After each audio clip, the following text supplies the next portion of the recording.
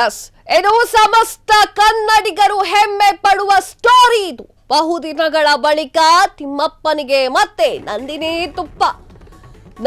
ತುಪ್ಪಕ್ಕೆ ಟಿಟಿಡಿಯಿಂದ ಹೆಚ್ಚಿದ ಭಾರಿ ಬೇಡಿಕೆ.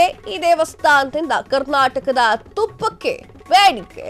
ಕಳೆದ 1 ವರ್ಷದಲ್ಲೇ 3200 ಟನ್ ತುಪ್ಪ ಪೂರೈಕೆ. ತಿಮ್ಮಪ್ಪನ ಪವಿತ್ರ ಪ್ರಸಾದಕ್ಕೆ ಬಂತು ಮತ್ತಷ್ಟು ರುಚಿ.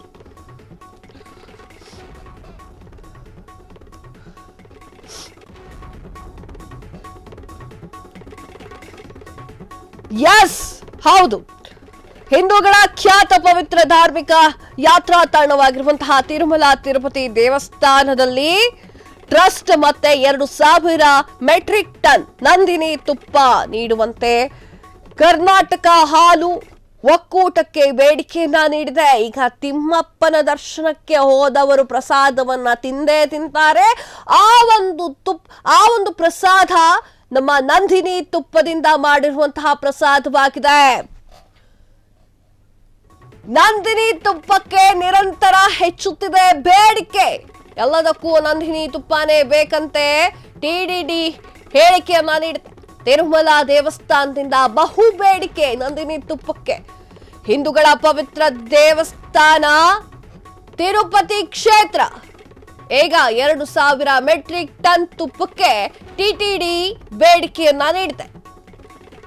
ಲಡ್ಡು ವಿವಾದದ ಬಳಿಕ ಬೇರೆ ಬ್ರ್ಯಾಂಡ್ ತುಪ್ಪ ಖರೀದಿಗೆ ಟಿಟಿಡಿ ಹಿಂದೇಟನ್ನ ಹಾಕ್ತಾ ಇದೆ. ಎಸ್, ಹೌದು, ಈಗಾಗಲೇ ಕಳೆದ 1 ವರ್ಷದಲ್ಲಿ 3200 ಮೆಟ್ರಿಕ್ ಟನ್ ತುಪ್ಪ ಟಿಟಿಡಿಗೆ ಪೂರೈಕೆ ಮಾಡಲಾಗಿದ್ದು, ಈಗ ಮತ್ತೆ 2000 ಮೆಟ್ರಿಕ್ ತುಪ್ಪವನ್ನ ಟಿಟಿಡಿಗೆ ಕೊಡಬೇಕು ಎನ್ನುವಂತಹ ವಿಚಾರ ಕೇಳಿಬರ್ತಾ ಇದೆ. ಯಾಕಂತಂದ್ರೆ ಟಿಟಿಡಿ ಈಗ ಬೇಡಿಕೆಯನ್ನ ಇಟ್ಟಿದೆ.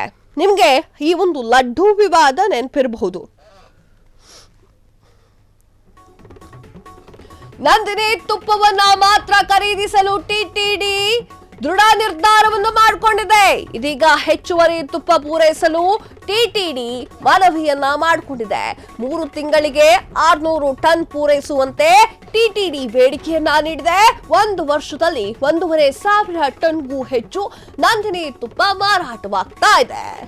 ನೆರೆಯ ರಾಜ್ಯಗಳಿಗೆ 500 ಟನ್ಗೂ ಹೆಚ್ಚು ತುಪ್ಪ ಪೂರೈಕೆ ಆಗ್ತಾ ಇದೆ. ಈ ವರ್ಷ 30% ತುಪ್ಪ ಹೆಚ್ಚುವರಿ ಮಾರಾಟವಾಗ್ತಾ ಇದೆ. ಇದರಲ್ಲಿ ಟಿಟಿಡಿಗೆ ಮಾತ್ರ 60% ತುಪ್ಪ ಪೂರೈಕೆ ಆಗ್ತಾ ಇದೆ. ದೇಶದಾದ್ಯಂತ ನಂದಿನಿ ತುಪ್ಪಕ್ಕೆ ಬೇಡಿಕೆ ಹೆಚ್ಚಾಗ್ತಿದೆ. ನಂದಿನಿ ತುಪ್ಪ ಅಂತಂದ್ರೆ ಹಾಗೆ ಪ್ಯೂರಿಟಿಗೆ ಹೆಸರುವಾಸಿ.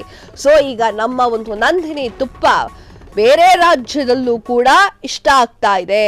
ಎಸ್, ನಾನು ಲಡ್ಡು ವಿವಾದದ ಬಗ್ಗೆ ಮಾತನಾಡ್ತಾ ಇದ್ದೆ.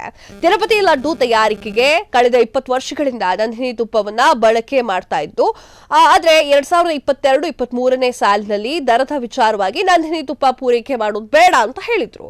2013 ಹಾಗೂ 2018ರ ನಡುವೆ ತಿರುಪತಿ ಲಡ್ಡು ತಯಾರಿಸಲು 3000 ಟನ್ ನಂದಿನಿ ತುಪ್ಪವನ್ನ ಖರೀದಿ ಮಾಡಲಾಗ್ತಾ ಇತ್ತು. ಆದ್ರೆ 2019ರಲ್ಲಿ 1700 ಟನ್ ಪೂರೈಸುತ್ತಿದ್ದಂತಹ ಕರ್ನಾಟಕ ಹಾಲು ಒಕ್ಕೂಟ ಅಂದ್ರೆ KMF ಇತ್ತೀಚಿನ ವರ್ಷಗಳಲ್ಲಿ ಪೂರೈಕೆಗಾಗಿ ಟಿಟಿಡಿ ಮುಂದಿಟ್ಟಿದ್ದಂತಹ ಬಿಡ್ ಗೆಲ್ಲಲು ಸಾಧ್ಯವಾಗಿರಲಿಲ್ಲ. ಸೊ ಆ ಒಂದು ಕಾರಣಕ್ಕಾಗಿ 2020 ಮತ್ತು 2024ರ ನಡುವೆ ದೇವಾಲಯದ ಅಧಿಕಾರಿಗಳು ತುಪ್ಪ ಪೂರೈಕೆಗಾಗಿ ಆ ಒಂದು ಬಿಡ್ ಇರುತ್ತಲ್ಲ, ಆ ಒಂದು ಬಿಡ್ ಹಾಕಿದ್ರು. ಆ ಒಂದು ಬಿಡ್ ನಲ್ಲಿ KMF ವಿಫಲವಾಗಿತ್ತು.